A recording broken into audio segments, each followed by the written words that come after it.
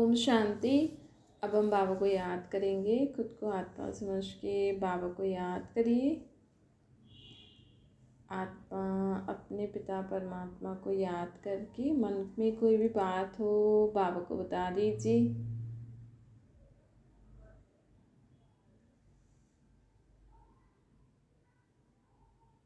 अब संकल्प करिए, मैं आत्मा शांत स्वरूप हूँ। मैं आत्मा प्रेम स्वरूप हूँ। मैं आत्मा आनंद स्वरूप हूँ।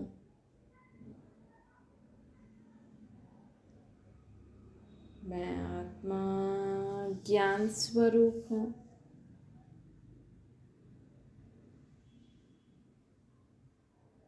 मैं आत्मा सर्वशक्ति स्वरूप हूँ।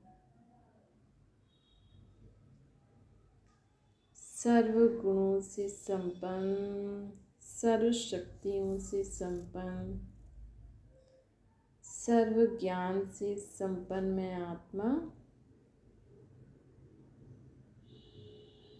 मेरा शरीर निरोगी है।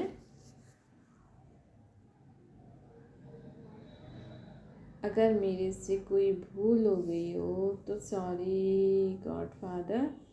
भगवान को याद करके उनसे क्षमा मांग लीजिए। मेरे साथ सदा रहना ताकि मेरे से कोई गलती ना हो।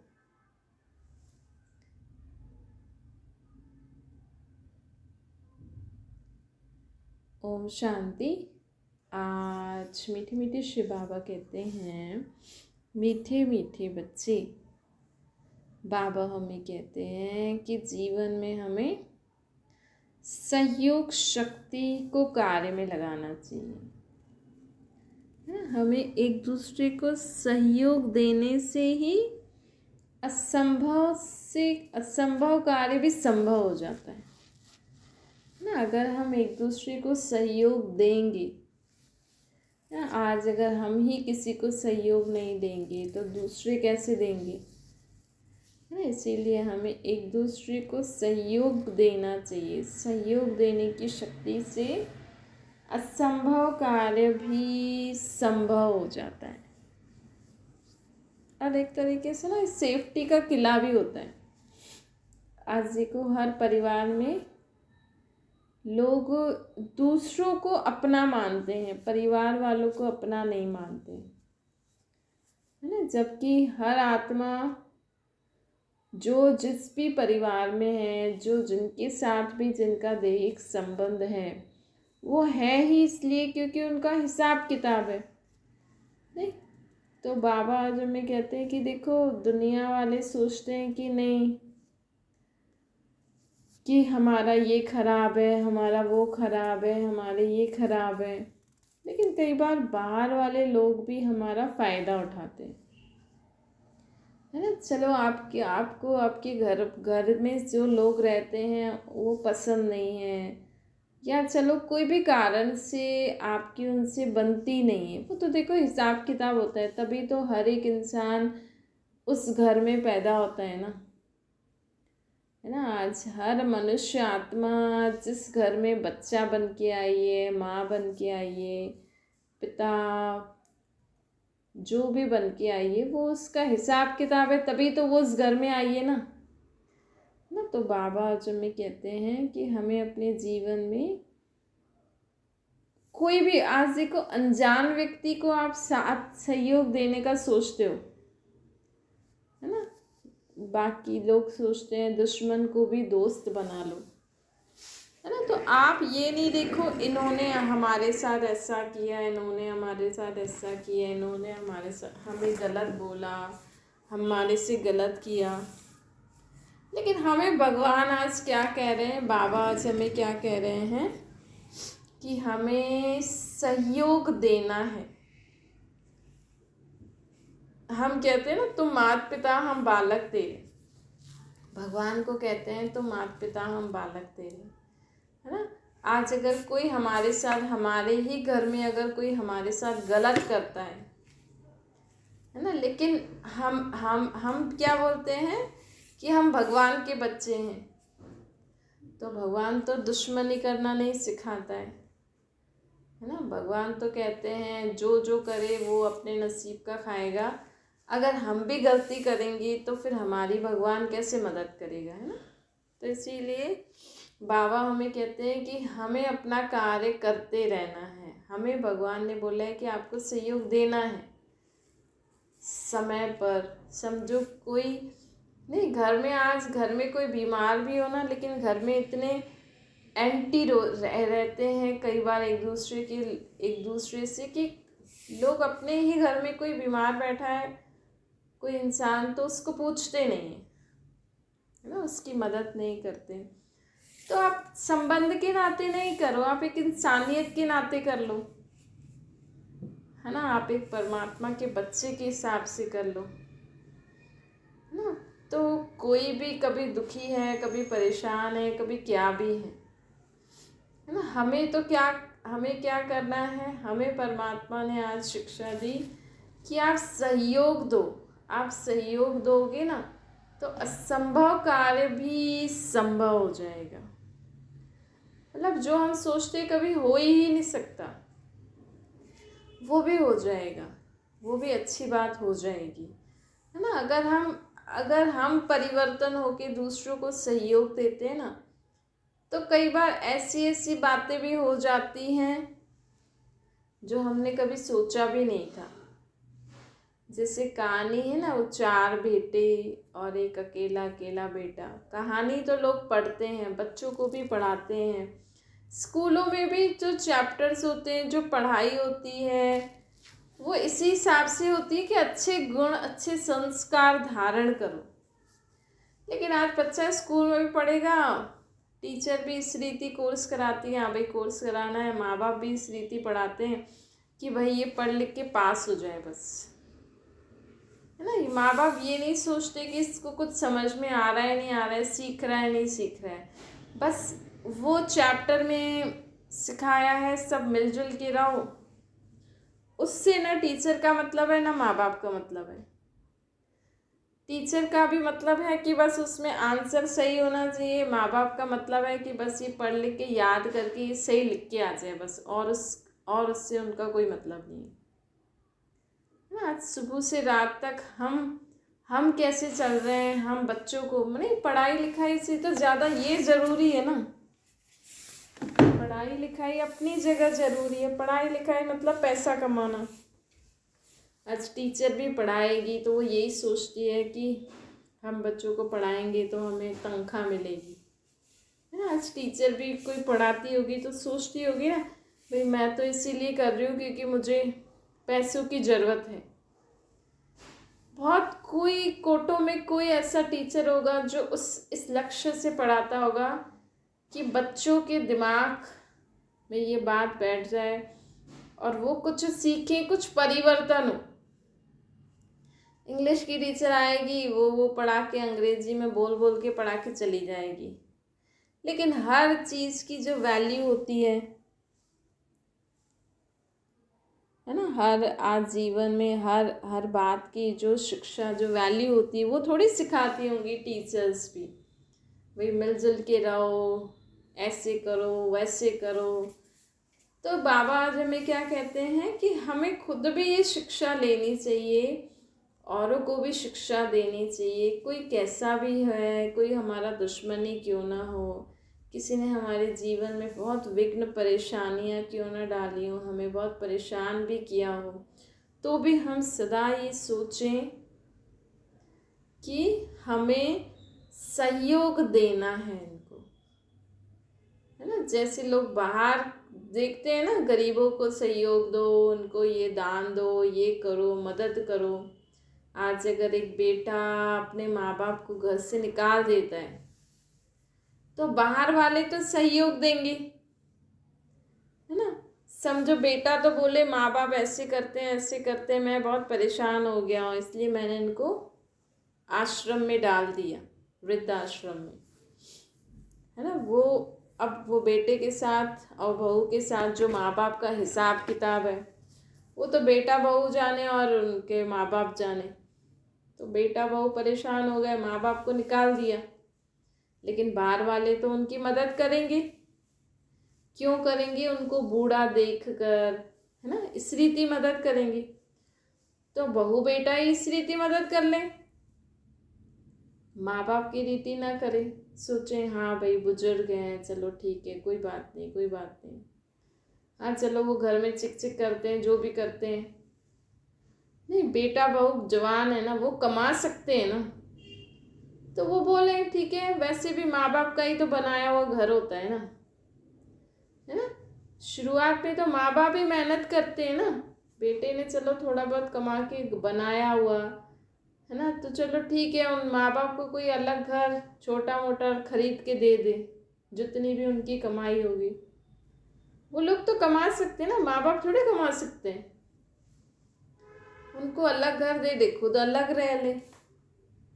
नहीं, तो ये हमें समझना चाहिए। देखो, एक बाहर अगर माँ बाप कोई अपना बेटा और बहू अपने सास माँ बाप को निकाल दे, तो बाहर वाले तो उनके ऊपर दया करेंगे, उनको उनके लिए खाना रहने का प्रबंध करेंगे, उनको बहुत उनकी सेवा करेंगे। किस भाव से करेंगे? उस समय ये थोड़ी देखेंगे कि इनमें भी कोई कमी है, इन्होंने भी अपने बेटे बहू को परेशान किया। उस समय तो सबको बुढ़ापा ही नजर आता है ना, उस समय तो सबको ये लगेगा ये कुछ कर नहीं सकते। नहीं, पूरा जीवन बिता दिया बच्चों को बड़ा करने में, उसके बाद बेटा और बहू बोले नहीं अब आप चले जाओ। नहीं, आपको जाना है आप जाओ, माँ और बाप को क्यों निकाल रहे हो? इतना तो समझना चाहिए ना आजकल की जनरेशन को कि भाई हम तो अभी जवान हैं, हम तो कमा सकते हैं, ये बुजुर्ग कहाँ से कमाएंगे? इनका ही बनाया हुआ घर, इनका ही सब कुछ, और हम इनको बोलते निकल जाओ। तो हमें ये एक दूसरे को सहयोग देना है। सिर्फ माँ बाप में ही कमी नहीं होती है, सास ससुर में ही कमी नहीं होगी, बहू बेटे में भी कुछ कमी होगी। तो आप एक दूसरे को सहयोग दो, मतलब एक दूसरे के जो बुरे स्वभाव संस्कार हैं, है ना, सास ससुर भी कुछ तो सहन करते होंगे ना बेटे और बहू का। ऐसे बेटे और बहू भी सोचें चलो इन हमारी भी ये गलती है, इनकी भी ये गलती है, ये भी सहन कर रहे हैं, हम भी सहन कर रहे हैं, चलती चली गाड़ी, क्या हुआ जो। और ज़्यादा ही अगर बेटे बहू को प्रॉब्लम आ रही है तो जाएं अपना दूसरा प्रबंध करें, माँ बाप क्यों निकले, है ना। आजकल की जो जनरेशन है ना, वो क्या करती है, माँ बाप को निकाल देती, इतना भी नहीं समझती हमने क्या किया है, हमने तो अभी कुछ किया ही नहीं है, सब कुछ तो इनका बनाया हुआ है, हम कौन होते हैं इनको निकालने वाले, है ना।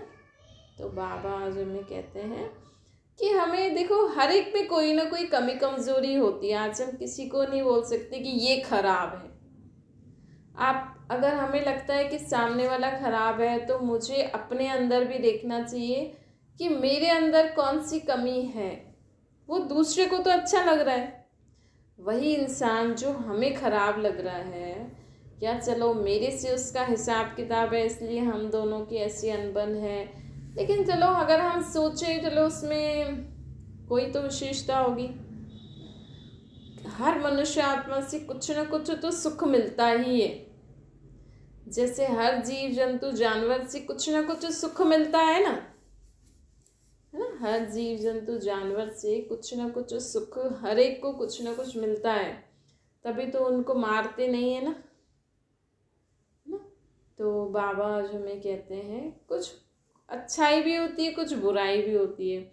जैसे आप एक जीव, आज देखो लोगों के घर में अगर सांप घुस जाए तो भी वो सोचते हैं हम इसको मारे नहीं, बल्कि वो उसको निकाल के कहीं भी छोड़ेंगे या कहीं कहीं भी उसको डालेंगे तो वो जीवित रहेगा अपने अगर वो और भी ज़्यादा अगर उसने बच्चे पैदा करे तो उसकी वो योनि बढ़ती जाएगी, मतलब वो पर्टिकुलर सांप की योनि, लेकिन उसको मारते नहीं है ना। भले ही वो आगे अगर छोड़ दे तो किसी और को भी नुकसान कर सकता है, ऐसे तो मार दो, लेकिन नहीं, मारते नहीं है ना। बहुत कम लोग होंगे जो सोचते होंगे कि मार दें, वैसे ही आज जो दुनिया में जो मनुष्य हैं, जो एक दूसरे से इतनी घृणा नफरत करते हैं, सोचते हैं इससे अच्छा तो ये मर जाए, तो आप उस समय सोचो,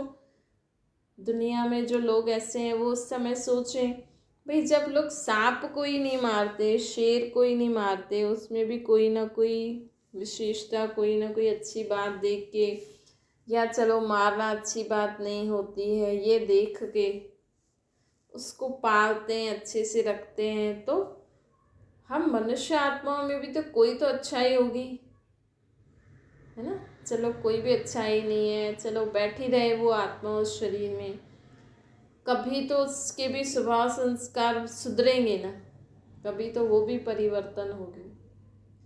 तो इसलिए बाबा हमें कहते हैं कि हमें अपने जीवन में सदा ये याद रखना चाहिए कि हमें परिवर्तन होना है और दूसरों को भी सहयोग देते आगे बढ़ते जाओ, है ना। दूसरों को भी सहयोग देते आगे बढ़ते जाओ, आप भी आगे बढ़ो, उनको भी आगे बढ़ाओ, तभी असंभव कार्य भी संभव हो सकेगा ना। नहीं तो देखो आज एक घर में एक का मुंह किस तरफ, एक का मुंह किस तरफ, मतलब एक को क्या अच्छा लगता है, एक को क्या अच्छा लगता है, एक कैसे चलता है, एक कैसे चलता है,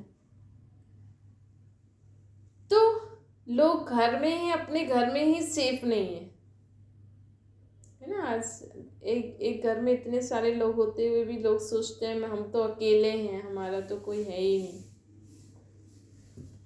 क्योंकि आप भी तो दूसरों को अपना नहीं मान रहे हो ना, आप भी उनकी उस रीति से संभाल नहीं कर रहे हो। भले आप उनको अपने सास ससुर माँ बाप भाई बहन नहीं मानो, एक व्यक्ति, साधारण व्यक्ति, हाँ भाई हम सब एक घर में साथ रहते हैं बस, जैसे आजकल रहती है ना गर्ल्स या बॉयज़ जो लोग बाहर रहते हैं ना, वो लोग एक फ्लैट खरीद लेते हैं, भले उनका कोई दैहिक रिलेशन नहीं होता है, लेकिन सोचते हैं हाँ भाई अकेला फ्लैट खरीदेंगे तो ज़्यादा खर्चा होगा, इससे अच्छा शेयर करने के लिए वही हम फ्लैट खरीद लेते हैं, फिर सब लोग कंट्रीब्यूशन करते हैं। तो ऐसे ही सोचो, अगर एक ही घर में सब लोगों को सब लोग अच्छे नहीं लग रहे हैं तो सब लोग ऐसे ही रह लो कि ये एक घर है, हम सब इधर मिलजुल के बस रहते हैं, बाकी हमारा दैहिक कनेक्शन नहीं है, क्योंकि मुझे ये माँ के संबंध में अच्छी नहीं लगती, मुझे ये सास के संबंध में अच्छी नहीं लगती, इनको सास का पार्ट बजाना नहीं आता, इसको बहू का पार्ट बजाने नहीं आता, तो मैं सोचती हूँ हाँ भाई ये एक ऐसी है, हाँ चलो हम सब फ्रेंड्स हैं, इंसान हैं, जो भी हैं, हम बस रह रहे हैं मिलजुल के, बस सब अपने अपनी लाइफ में खुश रहते हैं ना। वैसे भी एक ही फ्लैट में बहुत सारी लड़कियां रहती है, लेकिन सब अपने अपने जीवन में बिजी रहती हैं, आजकल सब घर में ऐसे ही रह रहे हैं, बस नाम के हैं, माँ बाप हैं, भाई बहन है, सास ससुर है, पति पत्नी है, बच्चे हैं, पर सबसे सब दूर दूर ही रहते हैं एक दूसरे से, सब अपने फ़ोनों में, फ्रेंड्स में, अपने ही दूसरे रिलेटिव्स के साथ बिजी रहते हैं। फ़ोन वाले रिलेटिव्स सबको अच्छे लगते हैं, है ना।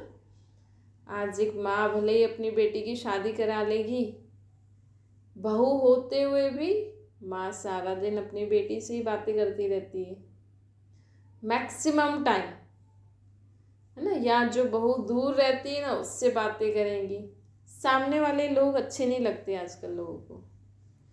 चाहे बहू ही घर में आई है, वो भी अपनी सास को कहने में कहते हैं मम्मी मम्मी पापा पापा, लेकिन उसको तो अपने वही मम्मी पापा ही अच्छे लगते हैं, या उसको तो अपने फ़ोन के ही फ्रेंड्स रिलेटिव्स अच्छे लगते हैं।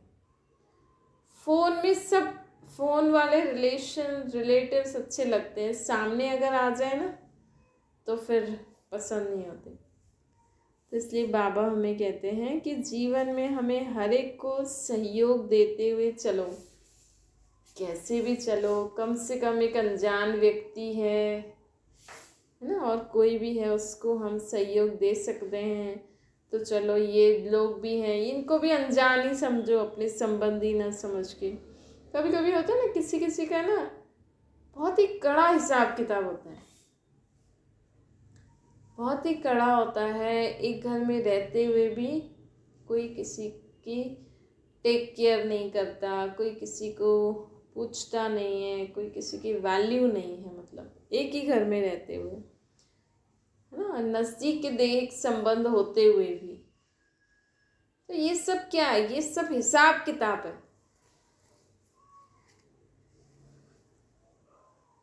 ये सब और कुछ नहीं है, ये सब हमारा एक दूसरे से हिसाब किताब होता है। और कभी कभी तो बहुत जोर का होता है कि लोगों को एक दूसरे की शक्ल ही अच्छी नहीं लगती। मतलब घर में सास बहू हैं, लेकिन सास एक कमरे में, बहू एक कमरे में। खाना भी अपना बनाओ खाओ, नहीं तो अपने आप ही सब कुछ कर लो जो करना है। तो हमें ये कभी कभी होता है ऐसा कड़ा हिसाब किताब, उस समय हमें सोचना चाहिए कि चलो आज से हम सास बहू नहीं है। आज से जैसे तो वो फ्लैट में दो जो लड़के लड़कियां अभी रहती हैं, हाँ चलो हम हैं, ये मेरा बेटा नहीं है। क्योंकि बेटे से भी संबंध जोड़ो तो बहू रखने नहीं देगी, है ना। तो सोचो ये मेरा बेटा भी नहीं है, मेरी बहू भी नहीं है, ये मेरी सास नहीं है, मेरी माँ नहीं है, हम तो एक अनजान व्यक्ति हैं, है ना। इससे अच्छा तो देख संबंध तोड़ दो।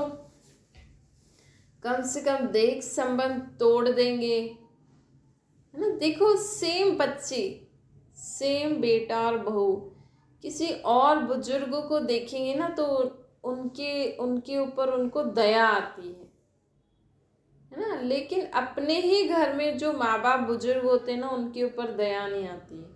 ये हिसाब किताब होता है। मतलब उन आत्माओं में दया भाव है, रहम भाव है, लेकिन उस आत्मा के प्रति वो दया भाव रहम भाव नहीं है। क्यों? क्योंकि उनका हिसाब किताब है, उनको उतना उनको तकलीफ देनी ही है ना। आज माँ बाप घड़ी घड़ी अपने बच्चों को बोलते हैं ना, देखो हमने तुम्हारे लिए ये किया, तुम पढ़ते नहीं हो, इतनी फीस दे रहे हैं, ये कर रहे हैं। तो जब बुजुर्ग होते हैं तब वो भी माँ बाप को कहते हैं कि देखो हम आपकी इतनी दवाइयाँ, इतना ट्रीटमेंट करा रहे हैं, आप समझ नहीं रहे हो, फिर भी खाते रहते हो, घूमते रहते हो, है ना। तो बुजुर्ग लोग परेशान होते हैं। क्यों? क्योंकि उनको समझ में आता है। और बच्चे को कोई फर्क नहीं, क्योंकि उसको इतनी बड़ी बड़ी बातें समझ में ही नहीं आ रही है। लेकिन डायलॉग तो वही है। आज जो माँ बाप अपने बच्चों को ऐसा बोल रहे हैं कि इतना पैसा खर्च हो रहा है, इतना हम तुम्हारे ऊपर मेहनत कर रहे हैं, तुम फिर भी कुछ नहीं करते हो, भाड़ में जाओ, ऐसे वैसे, जितना आप अपने बच्चों को अभी सुनाते हो, फिर वो वही बच्चे जब आपका दूसरा बचपन आता है, बुढ़ापा, तब वो अपने बूढ़े माँ बाप को भी ऐसे सुनाते हैं, है ना। बच्चा तो चलो वो चलता फिरता होता है, उसका शरीर ठीक होता है तो वो इधर से उधर चला जाए। बुजुर्ग लोग कहाँ जाएं? उनके लिए तो ये बहुत बड़ी परीक्षा हो गई ना। वो तो एक ही जगह बैठे रहेंगे, कहीं जाएंगे तो और ही बेटा और बहू डंडा लेके खड़े हो जाएंगे, सुनाते रहेंगे। उनके लिए तो जीवन खराब, है ना। तो ऐसे समय पे आप यही सोचो भाई ये अनजान व्यक्ति है। जैसे बाहर में या कहीं वृद्धाश्रम में जो बूढ़े लोग होते हैं उन पे दया करते हैं ना सब, है ना। वृद्धाश्रम में कोई जाएगा ना तो उनको वहाँ के जो बुजुर्ग होते हैं उनसे जब लोग बातें करते हैं, मिलते हैं, तो सब देखो वृद्धाश्रम में क्या होता है कि सब एक ही एज के होते हैं, है ना। और उनका देखभाल, वो एक दूसरे की भी देखभाल कर सकते हैं और देखभाल करने वाले लोग होते हैं। लेकिन घर में कोई बुजुर्ग इंसान होता है, वो तो अकेला होता है ना। फिर उसको मज़ा भी नहीं आता है, फिर उसकी देखभाल करने वाले भी लोग होते हैं। लेकिन आज हर एक इंसान अपने अपने जीवन में बिजी है, तो वो बेचारा अकेला बोर हो जाता है ना। और अगर सोचो अगर कोई सास है, उसका उसका पति शरीर छोड़ के चला गया हो, तो बेचारी सास अकेली, और उनका भगवान में भी मन नहीं लगे, टीवी भी कितना देखेंगी, कहीं बाहर भी नहीं जा सकते, खा पी भी नहीं सकते, और लोग भी जो यंगर्स होते हैं अगर वो अंडरस्टैंडिंग नहीं है तो वो उनको एंटरटेन नहीं करेंगे, जीवन खराब हो जाती है। और वृद्धाश्रम में तो फिर सब मज़ा भी आता है लोगों को। फिर कई लोग तो बोलते हैं हमें तो यहाँ ही अच्छा लग रहा है। क्यों ऐसा होता है? क्योंकि आजकल की जनरेशन टाइम नहीं दे पाती है और उनकी प्रॉब्लम्स को समझ नहीं पाती है। और आजकल के बुजुर्गों को भगवान में भी मन नहीं लगता है, तो इसीलिए बोर हो जाते हैं। तो इसीलिए बाबा हमें कहते हैं कि चाहे बच्चे हैं, चाहे जवान हैं, चाहे बूढ़े हैं, हर मनुष्य आत्मा उन हर एक को जितना सहयोग देगी उतना हर इंसान आगे बढ़ता रहेगा, उतना असंभव कार्य भी संभव होता रहेगा। और यही सेफ्टी का साधन है। हमारे जीवन में सेफ्टी का साधन भी यही है। अच्छा, मीठी मीठी सी खिलते बच्चों प्रति माता पिता बाप दादा का याद प्यार और गुड मॉर्निंग। रूहानी बाप की हम सभी रूहानी बच्चों को नमस्ते। हमारे भी रूहानी माता पिता बाप दादा को याद प्यार गुड मॉर्निंग और नमस्ते। बाबा को याद करिए,